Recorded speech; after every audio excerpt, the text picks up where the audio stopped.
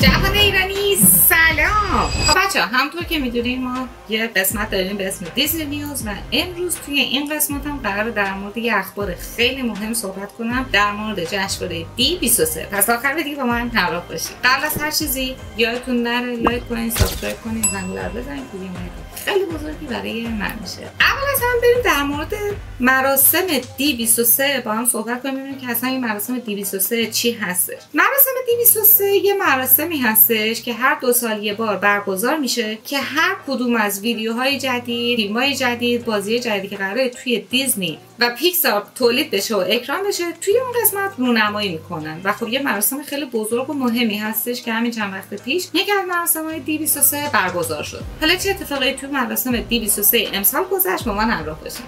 توی مراسم دی23 نه تنها رونمایی از فیلم‌ها و کلیپ‌های جدید هستش که قرار اکران بشه اتفاق میفته، بلکه به بینندگان و تماشاچیان این اجازه رو میده که مراسم پشت صحنه ببینن و همچنین بازیگرا و کارگردانای مورد علاقه‌شون از نزدیک تماشا کنن و ببینن. توی مراسم دی23 امسال یعنی دی23 2024 یا همون 2024 از چندین پروژه خیلی جدید رونمایی کرد که یکی از مهمتریناشون The Greatest Showman هستش و همچنین از همه مهمتر که خیلی سر صدا کرد مارول جدید یا همون استار وارز هستش که قرار اکران بشه توی سال جدید و همچنین یه سری از برندها و محصولات خود دیزنی هستش که توی این مراسم رونمایی کرد که سال جدید قرار عرضه بشه. حالا بعد از این همه صحبت ها مطمئنم که یه سوال توی ذهنتون هستش که چه فیلم ها و چه کارتون هایی قرار اکران بشه. الان بهتون میگم. اول از همه فروزن 3 هستش که اکران شد که همتون قطعا فروزن رو میشناسین و خیلی محبوبه و خب خیلی منتظرش هستن که این فیلم اکران بشه. مورد بعدی توی استوری 5 هستش که اونم بازم یه کارتون هستش که خیلی هم منتظرش بودن.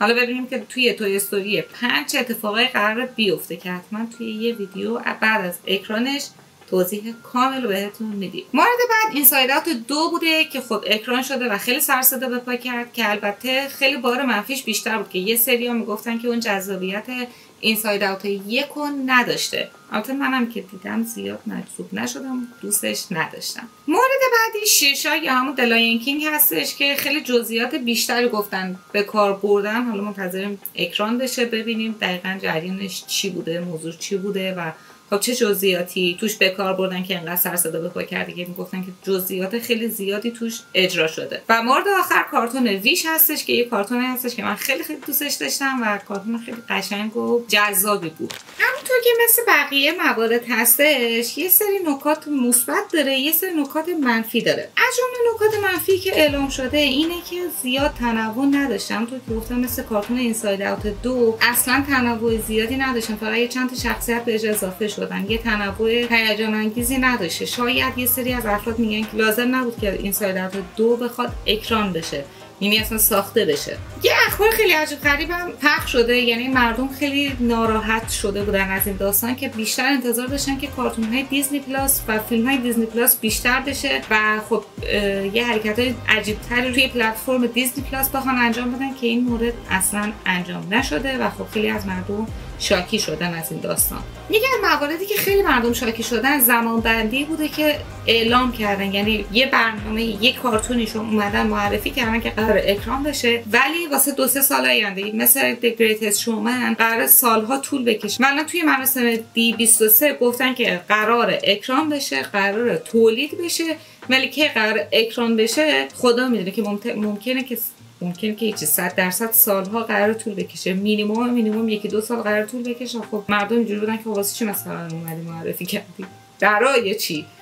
و اینم نکات منفی بودش که توی مراسم دی23 امسال بوده. ولی از همه هیجان انگیزتر، از همه شاید بگم همه بیشتر منتظر اکرانشن ماندالوریانه که خودم قطعاً شما هم عاشقش هستین، مخصوصا اون بیبی یودا خیلی عاشقشن، خیلی طرفدار داره و قطعا همه منتظرش هستن که زودتر اکران بشه و بتونن تماشاش کنن. دیزنی از یه سریال کمدی هم رونمایی کرد به اسم نوئل که خب اینم جزء سریالایی هستش که قراره توی پلتفرم دیزنی پلاس اکران بشه. یه پروژه بعدی هم که هستش پروژه شوالیه ما هستش که اینم قراره در مورد یه سری پادشاه‌ها باشه، پادشاهی که توی مصر، حالا اتفاقایی که میفته، خدایان زمین و آسمون، یه چیز تو همین پلتفرم‌ها هستش. حالا اکران بشه بیشتر در موردش با هم قرار صحبت کنیم. خب بچه‌ها مرسی که تا اینجای ویدیو با من همراه بودین. یادتون نره لایک کنید، سابسکرایب کنید، زنگوله رو بزنید. دوستتون دارم. تا ویدیوی بعد خدافظ.